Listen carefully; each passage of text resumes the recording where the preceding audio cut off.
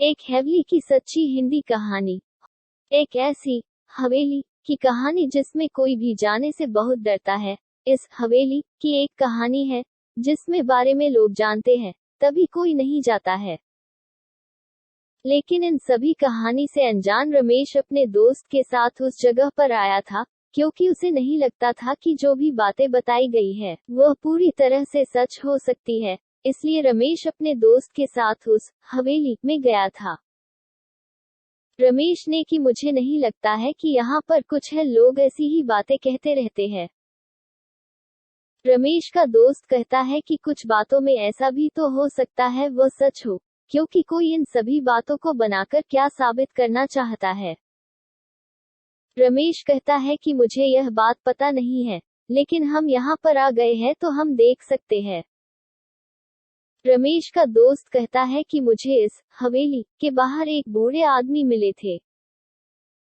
उन्होंने मुझे कुछ बताया था जो कि मैं तुम्हें भी बताना चाहता हूँ। रमेश कहता है कि ठीक है, पहले तुम ही बता दो।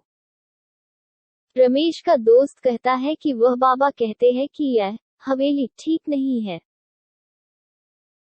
इस हवेली में उन्होंने कभी किसी भी भूत को नहीं देखा है, लेकिन उन्होंने इस हवेली के पास गुब्बारे को उड़ता हुआ देखा है। वह आ रहा हूँ गुब्बारा कि सिर्फ उड़ता है, हवेली के चारों ओर रहता है, कोई भी उसे पकड़ नहीं पाता है।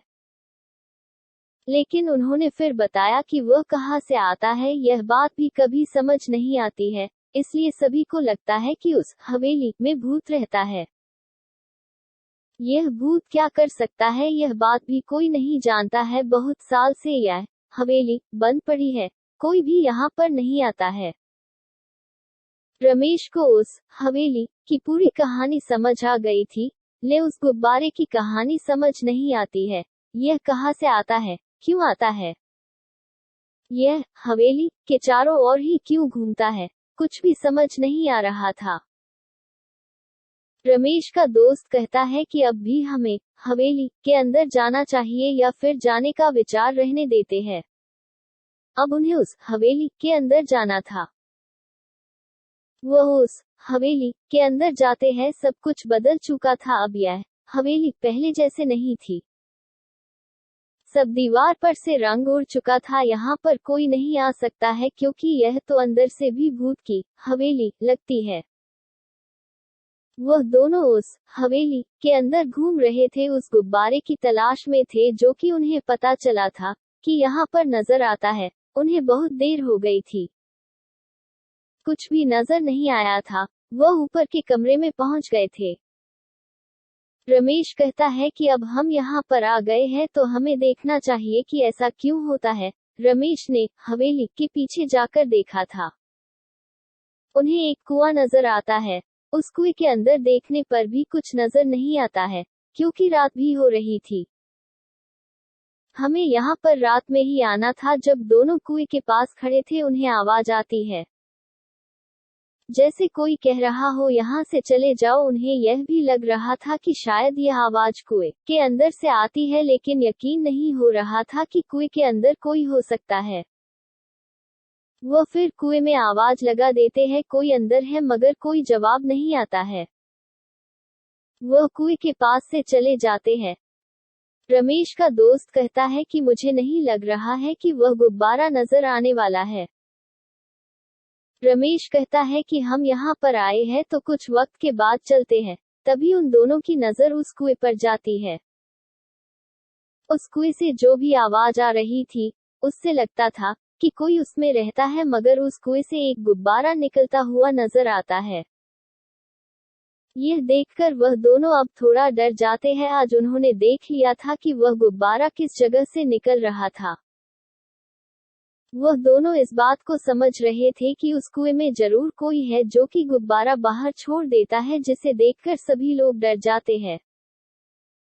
वह दोनों अब इतना समझ गए थे कि इस हवेली में कुछ नहीं है, बल्कि इस कुएं में ही कुछ है, जिससे सभी लोग डरे हुए हैं।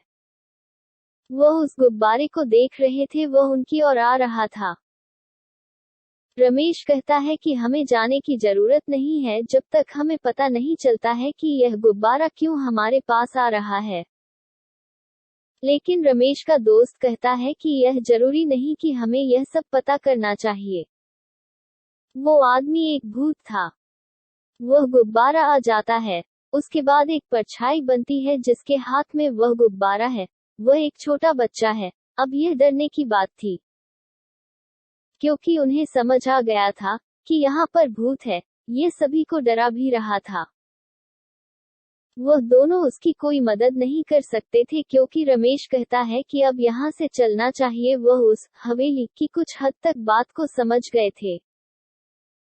वह दोनों उस हवेली से बाहर आ गए थे। वह गुब्बारा उड़ता हुआ हवेली के ऊपर तक चला गया था।